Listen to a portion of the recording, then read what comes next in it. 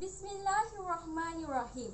Datang bahtera dari Medan, singgah sebentar di laluan Kerai. Salam mesra saya hulurkan kepada penonton yang saya hormati. Assalamualaikum warahmatullahi wabarakatuh dan salam ikatan silaturahim. Mulia barisan hakim yang bijaksana, para penonton yang saya hormati. Pada hari yang penuh ceria ini, saya Nur Izzati Najihah binti Khairi akan menyampaikan satu pidato yang bertajuk Iktibar daripada wabak COVID-19. Sebelum bahtera ini berlayar dengan lebih lanjut, izinkan saya memberikan definisi pidato saya pada hari ini.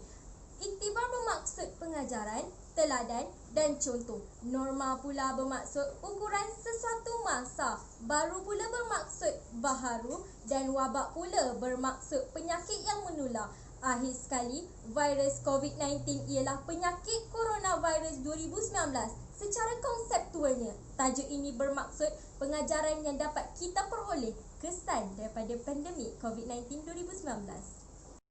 Sidang penonton yang saya muliakan, setelah menularnya wabak coronavirus ini, dunia menjadi kelang kabut dan masing-masing menunding jari siapa yang patut dipersalahkan dan siapa yang patut dipertanggungjawabkan menyebabkan virus yang mengorbankan beribu-ribu nyawa yang tidak berdosa tanpa mengira umur. Sebenarnya perkara ini menambahkan lagi masalah yang sedia ada dan bukan jalan penyelesaiannya. Sepatutnya, apa yang perlu dilakukan ialah bermuhasabah diri dan berfikir panjang apakah iktibar yang patut dilakukan dan diambil daripada pandemik COVID-19 ini.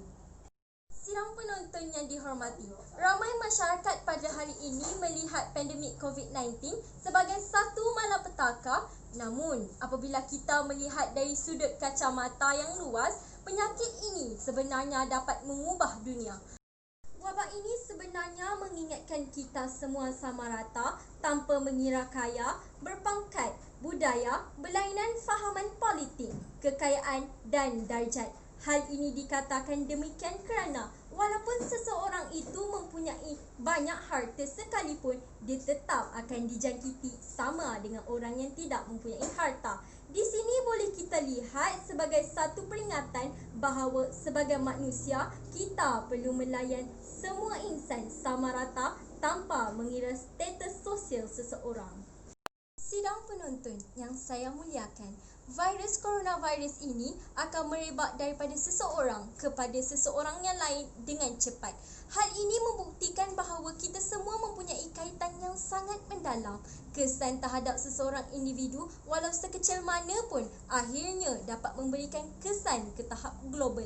Hal ini mengingatkan diri kita walaupun kehidupan kita agak susah dan bermasalah, ada orang yang lebih susah dan kehidupannya daripada kita. Cuba renung-renungkan, wahai penonton yang berilmu.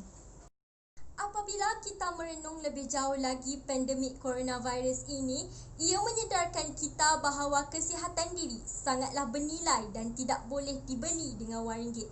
Golongan yang cenderung untuk meninggal dunia ialah mereka yang mempunyai penyakit sedia ada seperti darah tinggi, penyakit kencing manis, barah dan sakit jantung. Mungkin para penonton tidak menghiraukan penyakit kronik seperti ini kerana kononnya ia boleh dikawal. Telan ubat baiklah penyakit tersebut. Namun kita lihat siapakah yang banyak menjadi korban kematian tersebut. Jawapannya sudah pasti penonton dapat menjawabkannya.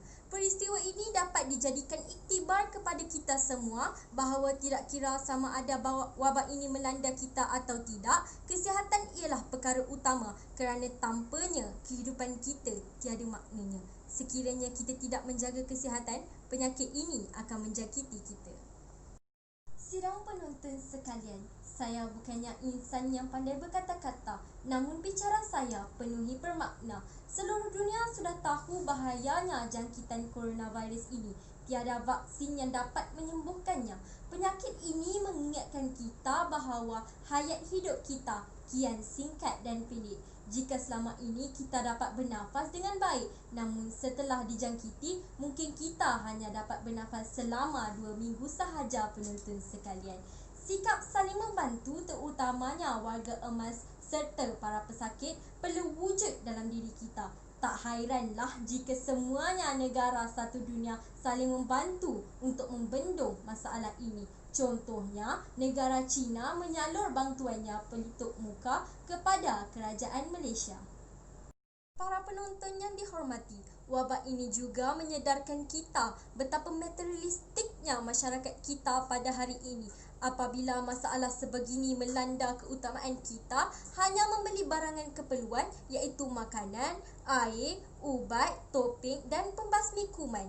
Apabila kita fikir sejenak, barangan mewah yang kita agung-agungkan selama ini tidak lagi kita pedulikan. Yang diberi keutamaan lain, barangan keperluan sahaja dan barangan yang bersifat duniawi tidak dihiraukan lagi.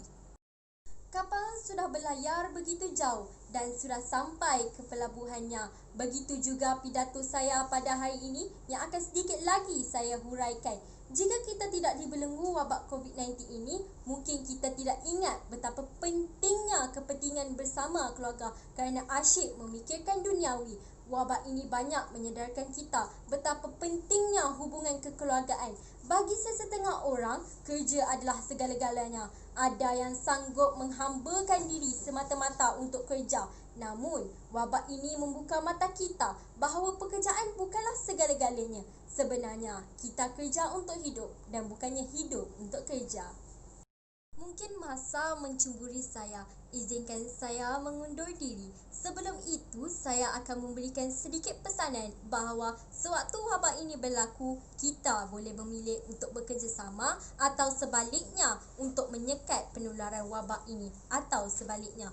Namun, boleh kita simpulkan wabak COVID-19 ini memberi satu iktibar yang sangat mendalam kepada kita semua yang tahu menilai maksud tersurat dan tersirat. Wabak inilah menyatukan masyarakat seluruh dunia untuk bersatu hati mengekang COVID-19. Sekian, terima kasih.